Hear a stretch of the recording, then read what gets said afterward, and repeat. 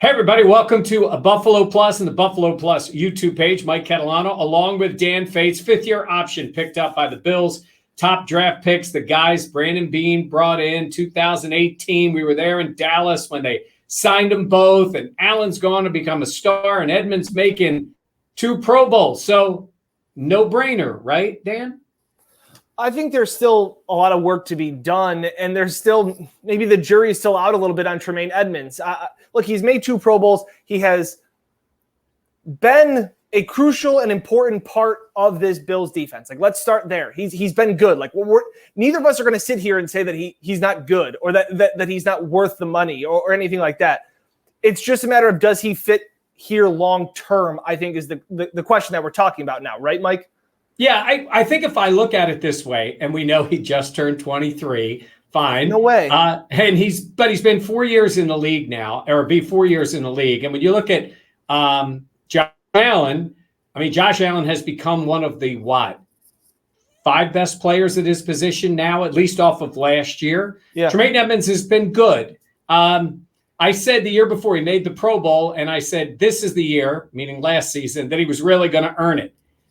I didn't think he had a better year. I think when you're talking about paying this kind of money for a linebacker with what he would be expected to get after this 4th and then 5th year option or an extension, you're talking about a game changer. You're talking about a guy who is the focal point of your defense if you're going to pay him like that, or, one of them, right? Depending on how you look at it. He has not been that guy yet. And we talk about this a lot. You pay guys for what they're going to do for you in the NFL. And you're talking about big money, and would they be willing to do that?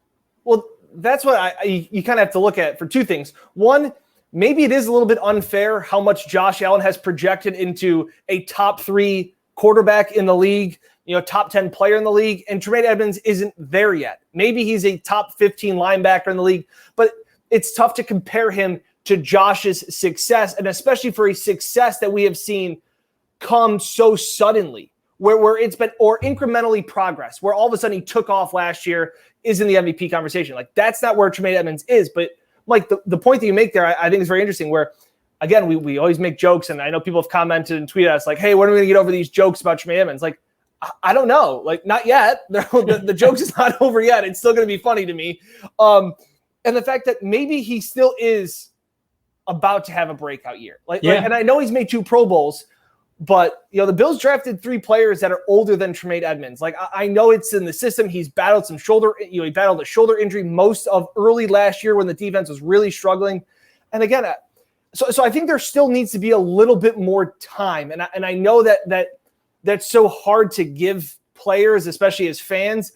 But Brandon Beane, by picking up this 5th year option, by doing that, I think it buys him time. I think it kicks the can down the road a little bit, because maybe he plays out these next 2 years, and maybe next year is average, and he's still like that again. And then the 5th year, it's like, well, all right, we're all good.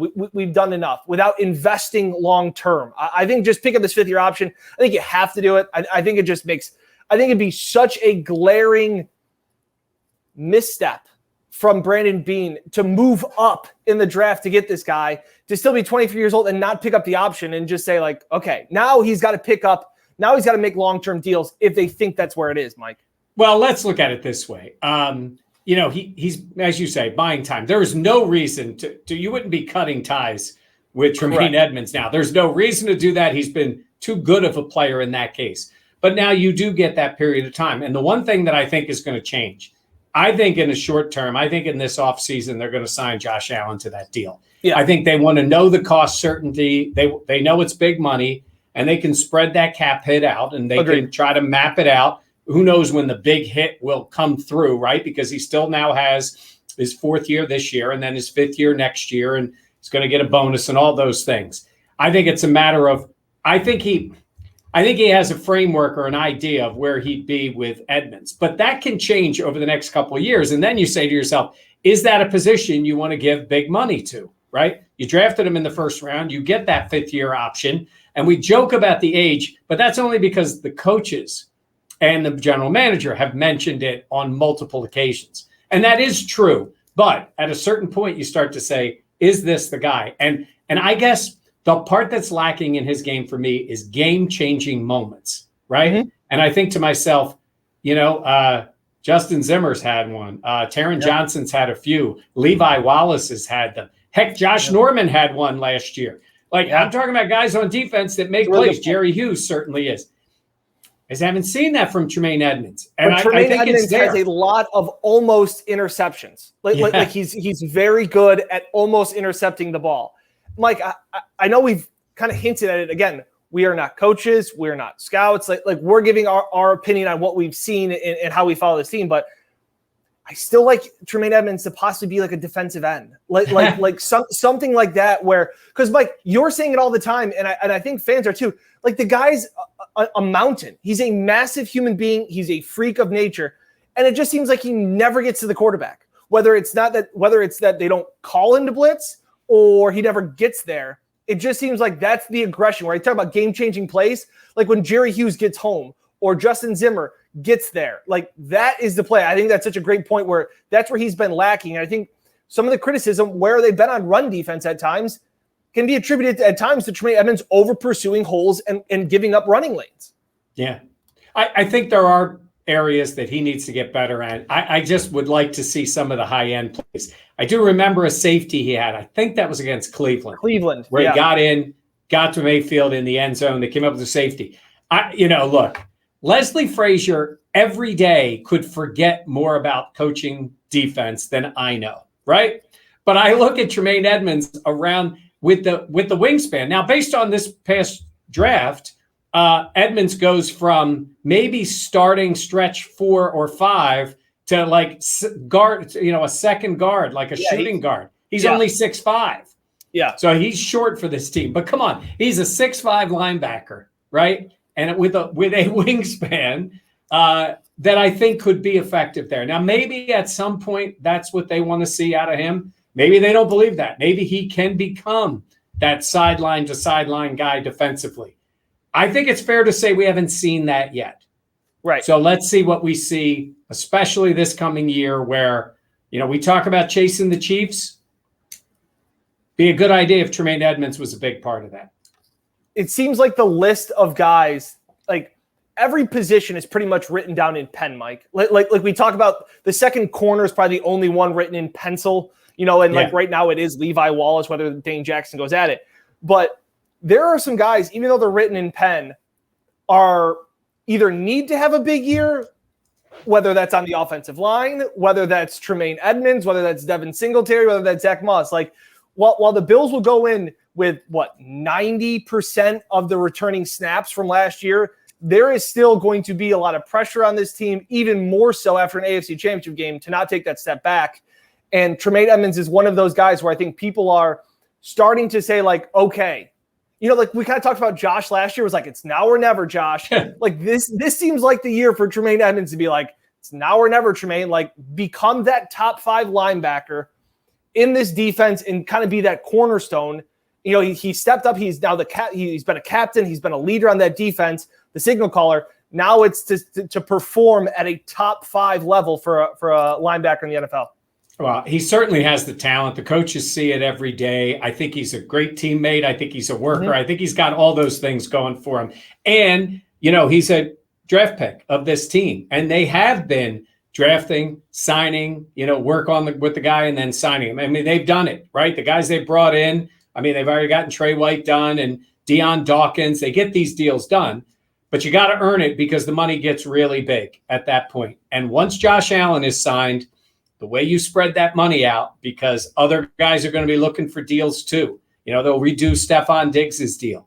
Who knows what happens with the rest of the offensive line based on the guys they brought in. So it's going to be an interesting dynamic to see how they map out the entire roster. But if you're a Bills fan, you're sitting here going, Allen, Edmunds, top picks in 18, both with the 5th-year options, because we saw a series of guys that have theirs declined today by their teams. It looks like the Patriots were doing that with Wynn. They were keeping him, but it looked like Sony Michel's going to be gone, after another year. Yeah. By the way, that doesn't preclude that team from re-signing him. It just certainly changes the dynamic a little bit. And I think that's it. Like the message that it sends. I remember when they didn't pick up Shaq Lawson's 5th year, and it was like, okay, he's definitely gone. And they played and they said all the semantics they were supposed to say, like, we'll evaluate that the year. You're evaluating this now. And so for Beane to, like I said, kick the can down the road or to buy time to see what Edmunds still develops into, which is kind of nice, Mike. We're sitting here being critical of a 2-time Pro Bowler that's 23 years old as a young linebacker and going, man, he's really got to step it up. Like, but that's where we're at. And like I said, that is where this team is and this roster is. Brandon Beane said it too after his post-draft press conference when he was talking about, I'm drafting for now as well as long-term, but he goes, it's just harder now. It's harder to make the team. It's harder to be a starter. It's harder to get playing time. He's like, and I'm going to keep doing that because that's what I want to do. Like, this is where it comes along to, is that the Bills, I know people in our comments, and be sure to leave comments, have been saying, like, this is now. Like we're tired of developing. Like we've gone through 2 decades of being like, well, we'll get there in the future. The time is now. It was last year. It's this year. It's while Josh Allen is still in this rookie deal, for however many more days that is. The time is now, and I think Tremaine Edmunds has to start feeling that pressure. Well, I think it's in them, and I think they want to see it come out, especially this year. But you know what? Guys step up. You mentioned the draft picks, like we said. Gabe Davis comes in, 4th round or not, UCF or not. He made big plays for them and sort of forced their hand to keep him on the field and to make moves, like the John Brown move. You can come in. Some of these draft picks can come in and force the Bills' hand to say, this guy's got to play. And I do think there's guys that'll step up. I think it's only year 2, but it's big for Epinesa. They just drafted 2 more guys that play defensive end. So AJ's got to say, okay, limited role last year, got to be more out of him this year. But to your point, yes, they have to make decisions on guys. Roster spots get tougher, and the window gets a little shorter because of everything they're fighting for. Absolutely. So we'll see how it works out. Obviously you expected sort of the 5th-year options. I think now we wait to see which one of these players gets the extension first. I think it's Allen done, and Edmunds waits his turn and he has to show that he's worthy of it. I think you're in the same boat with me there, but the Allen deal is going to be massive when it comes in, and that's going to impact the entire team. So we'll be watching for that and everything else for the Bills right here on Buffalo Plus. For Dan Fetes and Jenna Cottrell, who gets a young Veterans Day off, I'm Mike Catalana. Thanks for watching here on the Buffalo Plus YouTube page.